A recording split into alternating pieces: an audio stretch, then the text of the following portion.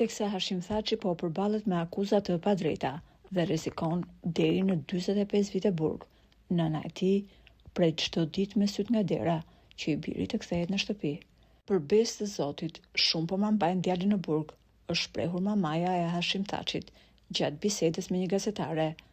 Djali im i ka dalë për Zot vendit, ai është çlirimtar dhe jo pushtues, u shpreh nëna e Thaçit me lot në sy.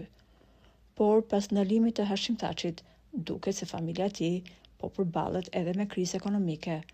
Çdo gjë u zbulua nga dokumentet zyrtare, ku bashkëshortja e tij nuk po mundet më të paguajë kredinë e shtëpisë pas ndalimit të bashkëshortit të saj. Në deklarimin e pasurisë, rezulton se familja Thaçi ka marrë kredi 350.000 euro për blerjen e një shtëpie. Por, pasi Thaçi ka shkuar në burg, bashkëshortja e tij nuk ka mundur më të paguajë kredinë e shtëpisë, prandaj është detyruar të marrë një tjetër kredi që ta paguajë. Kjo e ka bërë akoma më të vështirë anën ekonomike të familjes, pasi me një rrogë ajo e ka të pamundur të paguajë kredinë e shtëpisë. Kjo situatë rrezikon që bankat i marrë shtëpinë ish presidenti Thaçi.